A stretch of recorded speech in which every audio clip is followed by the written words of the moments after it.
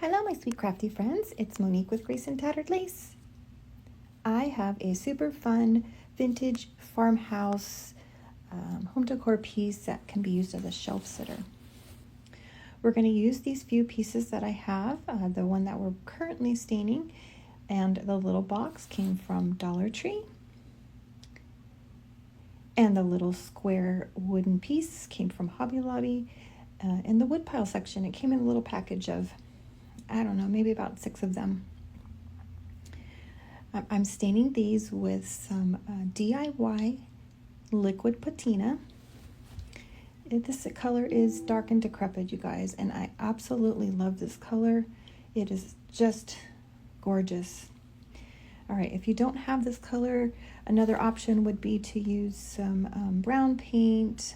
I like home decor in the color of Java, or even some Waverly antique wax would go pretty well if you used a baby wipe and wipe that on just to give it that stained look.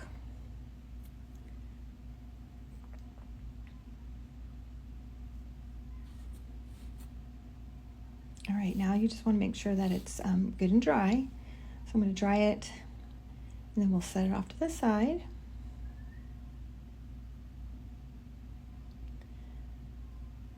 All right, now I have some bare wax. That's clear wax. I got that at Home Depot, you guys. We're using a chippy brush. We're just going to brush some wax on here to do a chippy look. Now I have some home decor paint. You guys, I completely forgot what color this was. I apologize. I'm not at my house right now, but it is a light, really pretty gray color.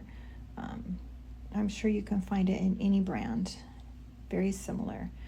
Okay, now painting a piece like this, when you're using such thick paint, is very hard not to get the edges. So we're going to try something a little different today. I know I tell you guys not to do different strokes, both vertical and horizontal, but we're going to try that today. So you can see it's very thick. Now use the heat tool to dry that, but it's not completely dry, you guys. I might have gotten a little drier than I wanted, but that's okay. I'm going to scrape that off. I'm going to kind of go in different directions.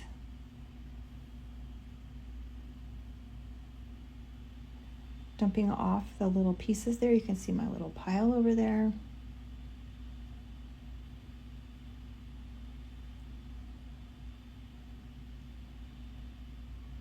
All right, I'm having to work a little harder than normal, you guys. I just got that a little drier than I would like to have gotten it. And I may not have gotten that much wax on there, but that's okay. All right, now we're going to put another coat of wax on. And we're going to paint it again.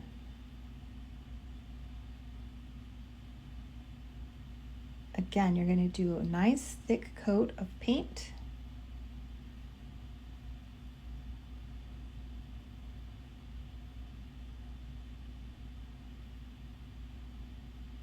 And you can see I'm going both directions again. I'm going to give it a quick dry with the dryer. Now, it did take a little longer than I'm showing you. I cut a lot of that part out, but look at that, and we're going to scrape it again. And the reason that I'm doing this, you guys, is it's going to give it that nice, thick chippiness, as if this has been painted over several times. It gets really thick, and you can see like the different textures and depth in there. And yet we're going to do one more coat of wax.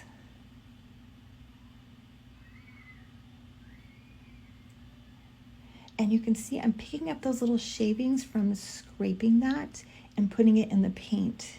And that's going to give it even more depth and character. It's going to add some yummy goodness, you guys. Again, going both directions. Look at, you can see how that is. I'm not too worried about it being on the bottom and the top because we're going to kind of cover that up. So I'm more concerned about the middle. All right, again, going both directions. Look at that, you guys. Doesn't that look just amazing? All those layers. Looks like it's been painted over several times. many years old. Now I'm just kind of doing a quick, you can see I have short little quick scrapings. Okay, look at that. Doesn't that look good? You can see that all crustiness there where I put those pieces in. All right, now I have just 2 regular old popsicle sticks. I'm going to paint that with that same gray paint. I'm going to cut one in half, and we'll use these in a minute, and I'll show you what we're going to use these for in just a minute. Make sure you get all the sides. I really love this gray, you guys. It's very pretty, very subtle. Okay, now I have these little wood letters.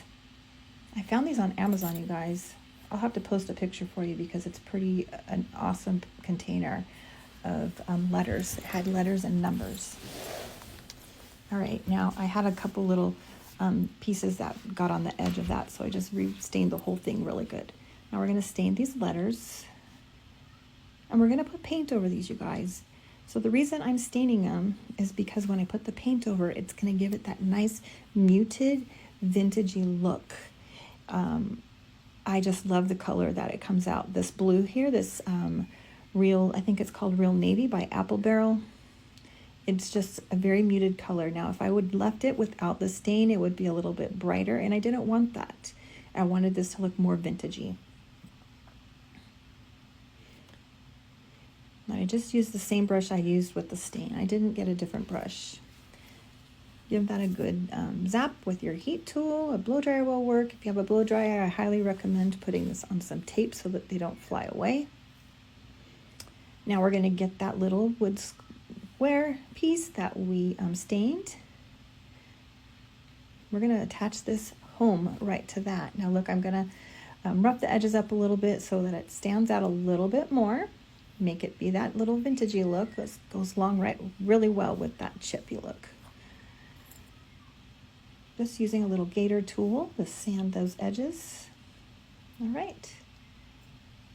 Now I'm going to have to trim that little popsicle stick because it's just a little bit too long. There we go. We'll trim the other one as well. And look at that, you guys. Isn't that so cute? Now you guys can do whatever you want with this. Add anything. I thought this would look really cute, all these little vintage pieces, but hey, you can find some lemons, some little apples. I saw some really cute things that you can put in there, and you can change it up through the seasons. Thank you guys so much for watching. I love you all. Have a great day.